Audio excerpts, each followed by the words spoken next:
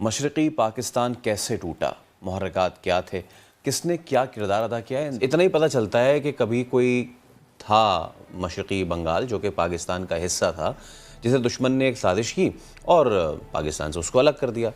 अब ये ऐसा क्यों है? कब तक हम उस शुतुरमुर्ग की तरह ज़मीन पे गर्दन गाड़ के सब अच्छा है, सब अच्छा है की रट लगाते रहेंगे? अगर हम अपने आप को और अपने बच्चों को बांग्लादेश बनने के असबाब के बारे में, उन किताबों के बारे में नहीं बताएंगे, तो फिर मुस्तकबिल ठीक तरीके से आगे कैसे चलाएंगे? बिस्मिल्लाहिर्रहमानिर्रहीम, अस्सलाम वालेकुम। तो कैसे हैं आप लोग? उम्मीद करता हूँ सब खैरियत से होंगे। 16 दिसंबर का जब भी जिक्र होता है तो पाकिस्तानी मीडिया इन बातों को ढूंढने की कोशिश करती है कि गलती किसकी थी, क्या हम लोगों ने इससे सबक सीखा, क्या हमारे रवैये ऐसे थे कि वो बांग्लादेश को अलहदा बनवा देते। तो आज यही जानने की कोशिश करेंगे और हमारी किताबों में ऐसा क्या पढ़ाया जाता है जो हमें समझने में दिक्कत का सामना है कि बांग्लादेश के साथ ऐसा क्या हुआ, और हमारी किताबों में तफसील क्यों नहीं लिखी जाती कि बांग्लादेश और पाकिस्तान के रिश्ते क्या थे, पाकिस्तान से बांग्लादेश अलहदा क्यों हुआ, कहाँ पे हमारी गलतियाँ थी और उन गलतियों से हमने कुछ सीखा है या आज भी वैसे ही हैं। तो आज इसी हवाले से वीडियो है। आज वीडियो की तरफ बढ़ने से पहले आप दोस्तों से गुजारिश है, अगर आप चैनल पर नए हैं तो चैनल को सब्सक्राइब करें, साथ बने बेल आइकन को भी दबाएं ताकि आपको वीडियो का नोटिफिकेशन सबसे पहले मिलता रहे। चलें वीडियो स्टार्ट करते हैं। जी हैवी गो। मशरक़ी पाकिस्तान कैसे टूटा, मुहर्रिकात क्या थे, किसने क्या किरदार अदा किया है, इन सवालात के जवाब जानने के लिए इस वक्त हमारे साथ मौजूद हैं साबिक़ वज़ीर इत्तलात और मारूफ स्कॉलर जनाब जावेद जब्बार साहब। सक़ूत ढाका पे एक दस्तावेज़ी film separation of East Pakistan the untold story भी इन्होंने तैयार की, जो कि आज रिलीज़ की जा रही है। जावेद साहब अस्सलाम वालेकुम। सबसे पहले तो ये बताइए कि ज़बान, सकाफ़ती तसल्लुत, हक़ तलफ़ी या कोई साजिश, ये मशरक़ी पाकिस्तान के बांग्लादेश बनने के पीछे क्या क्या अवामिल कार फरमा थे? शायद आपने जिक्र किया, ज़बान का ताल्लुक इब्तिदाई 9 साल रहा। आइन 1956 का आइन, उसने फिर जाकर ताख़ीर से बंगाली और उर्दू को यकसा दर्जा दिया रियासत के 2 ऑफिशियल लैंग्वेजेस के तौर पर, लेकिन बहुत नुकसान और दुख फैल चुका था उन 9 साल में, और वो भी एक उनसर बना। तो जब ये दूरियां पैदा हुई आज़ादी के बाद, यकीनन ज़बान पहला असर था, और दूसरा था कि क्योंकि मशरक़ी पाकिस्तान को दानिस्ता तौर पर बरतानवी साम्राज्य दौर में, नौआबादियत के दौर में पसमानदा रखा गया था, तो 1947 में जब पाकिस्तान का आगाज हुआ तो वैसे ही मशरक़ी बंगाल और मशरक़ी पाकिस्तान ज्यादा पीछे था कई एतबार से।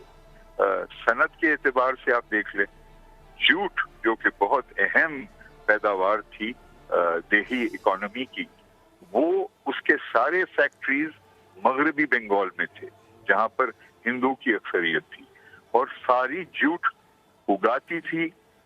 उगाई जाती थी मशरक़ी बंगाल में।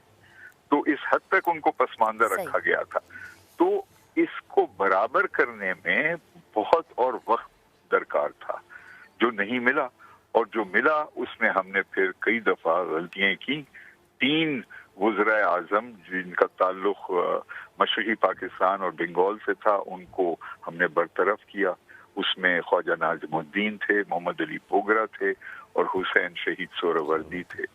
फिर 1969 में जब एक बहुत अहम मरहला आया, बावजूद 6 पॉइंट्स के, जब सदर अयूब खान ने इस्तीफा दिया, तो उन्हीं के दिए हुए आईन के तहत उन्हें मुंतकिल करना चाहिए था इख्तिदार, जो मुंतखब स्पीकर कौमी असेंबली उस वक्त के थे, जिनका नाम था अब्दुल जब्बार खान, और उनका ताल्लुक मशरक़ी पाकिस्तान से था।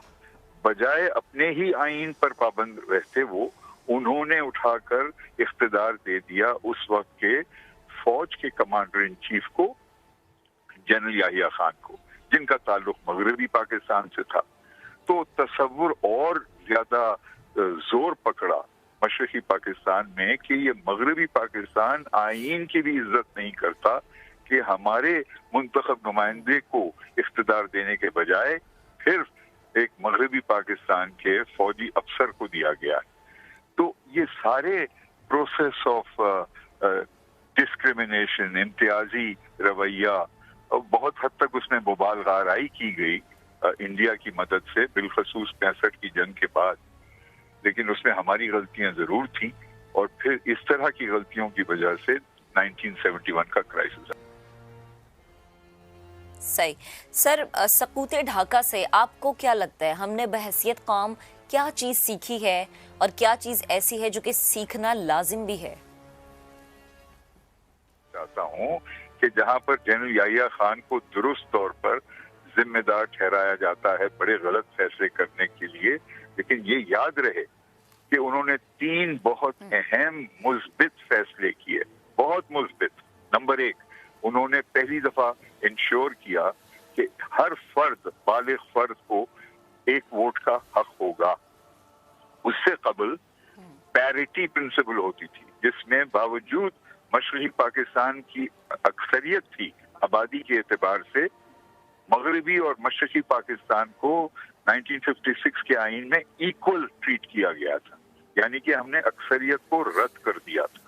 तो याहिया खान ने 1 मैन 1 वोट की बेसिस पर मशरकी पाकिस्तान को अक्सरियत का हक दिया, नंबर 1। नंबर 2, मगरबी पाकिस्तान में 4 सूबों को उन्होंने दोबारा बहाल किया, पंजाब, सिंध, NWFP, बलोचिस्तान, जो पहले 1 यूनिट में रखे गए थे। तीसरा, और ये बड़ी अहम बात है कि जो एक्चुअल इंतखाबात हुए 7 दिसंबर 1970 को, वो बहुत ही फ्री एंड फेयर थे।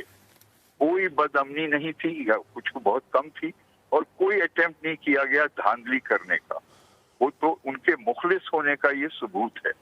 असल मसाइल शुरू हुए हैं फरवरी के बाद, जब सियासी कशमकश, ये और आपने ये तज़ाद बिल्कुल हो गया। ये जो आपने आफ्टर द फरवरी 1971, ये जो है ना, बहुत आपने इम्पोर्टेंट पॉइंट उठाया। एक और बड़ा इम्पोर्टेंट पॉइंट है सर, वो ये है कि आजकल की बात की जाए तो जो हमारे स्कूल्स में पढ़ाया जाता है बच्चों को, मुताला पाकिस्तान की किताब पे वो यकीन कर लेते हैं। बस इतना ही पता चलता है कि कभी कोई था मशरक़ी बंगाल जो कि पाकिस्तान का हिस्सा था, जिसे दुश्मन ने एक साजिश की और पाकिस्तान से उसको अलग कर दिया। अब ये ऐसा क्यों है? कब तक हम उस शुतुरमुर्ग की तरह ज़मीन पे गर्दन गाड़ के सब अच्छा है, सब अच्छा है की रट लगाते रहेंगे? अगर हम अपने आप को और अपने बच्चों को बांग्लादेश बनने के असबाब के बारे में, उन किताबों के बारे में नहीं बताएंगे, तो फिर मुस्तकबिल ठीक तरीके से आगे कैसे चलाएंगे? आप दुरुस्त फरमा रहे हैं, दुरुस्त कह रहे हैं। मैं समझता हूँ कि मुख्तसर तौर पर उसका जिक्र करना और सिर्फ दुश्मन के ऊपर जिम्मेदारी डालना ये मुनासिब नहीं है। हमें अपनी गलतियों को शिनाख्त करना चाहिए, और नौजवान बच्चे भी जो होते हैं बहुत होशियार होते हैं, तवाज़ुन भी रखते हैं।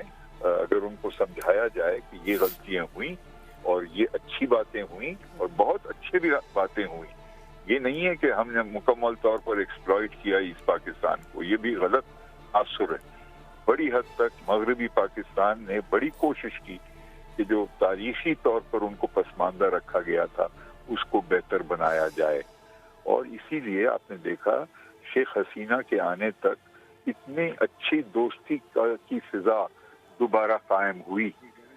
2.5 साल के अंदर अंदर बांग्लादेश के बनने के, जब जेडे भुट्टो पहली दफा गए ढाका 1974 में जुलाई में, हजारों लाखों लोग सड़कों पर निकल आए पाकिस्तान जिंदाबाद के नारे लगाते हुए, और उनके जाती शख्सियत के बारे में जिंदाबाद कहने के बारे में। तो जी, ये थी वीडियो, और आपने देखा कि इस वीडियो में दिखाया जा रहा है, बताया जा रहा है कि क्या हुआ था। और पाकिस्तान की किताबों के अंदर बहुत मुख्तसर सा जिक्र मिलता है हमें बांग्लादेश के बारे में, और यही यहाँ पे पॉइंट उठाया गया कि सिर्फ इतना ही हमारी किताबों में लिखा है कि एक था बांग्लादेश जो हमारा हिस्सा हुआ करता था, वो अलहदा हो गया। क्या मज़ीद नहीं लिखना चाहिए? यहाँ तक कि जो हमारी गलतियाँ हुई हैं हमसे, उसके बारे में भी लिखना चाहिए। हमारी नौजवान नस्ल को पता चले कि ऐसी कौन सी गलतियाँ थी जिसकी वजह से हमारा एक हिस्सा हमसे अलहदा हो गया था। तो ऐसे कई असबाब हैं जो हमें मालूम होने चाहिए, हमारी नौजवान नस्ल को पता होने चाहिए। लेकिन तब इतने ज़्यादा ज़रिए नहीं थे, लेकिन आज सोशल मीडिया की वजह से हमारी नौजवान नस्ल को बहुत ऐसी चीज़ों के बारे में पता चल रहा है जो हमारी किताबों में नहीं है। फिर हम लोग हैरान भी बहुत होते हैं कि इसका जिक्र हमारी किताबों में तो नहीं है, पाकिस्तान की तारीख में तो नहीं है, लेकिन ये वाकया कहाँ से निकल के आ गया। लेकिन हमें चाहिए कि अपनी नौजवान नस्ल को किताबों के ज़रिए ऐसी तालीम दी जाए कि जो होने वाली गलतियों के ऊपर हम लोग सबक सीख सकें, हम लोग ये रियलाइज़ कर सकें कि जो कुछ बांग्लादेश में हुआ, जो कुछ बांग्लादेश में करते रहे, वो अब दोबारा किसी के साथ ना हो। हमारी नौजवान नस्ल इस हवाले से मैच्योर हो जाए और हमें इस चीज़ का अंदाज़ा हो जाए कि आखिरकार होता क्या रहा है। लेकिन हमारी किताबों में बहुत ही मुख्तसर सा जिक्र है बांग्लादेश के बारे में, ये भी नाइंसाफ़ी है। हमें भी इस चीज़ के बारे में जानना चाहिए कि बांग्लादेश में कौन से ऐसे ऑर्डर थे या कौन से ऐसे हुक्म थे जो हमारे हक में नहीं थे और जो यहाँ पे सही नहीं थे। अभी बहुत कुछ जानने की ज़रूरत है हमें, और ये देखना चाहिए कि बांग्लादेश के साथ ऐसे कितने ऑर्डर थे जो हमारे ही अगेंस्ट थे, लेकिन हम लोग उसको देते रहे, लेकिन उसकी रोकथाम नहीं की। हम लोगों के फैसले हमारे खिलाफ क्यों हुए, हमने कौन सी ज्यादती की उन फैसलों के ज़रिए जो बंगालियों के अंदर नफ़रत पैदा करते रहे। तो ये थी आज की वीडियो। आप इस वीडियो के बारे में क्या कहना चाहते हैं ज़रूर कमेंट करके हमें बताइएगा। बहुत शुक्रिया।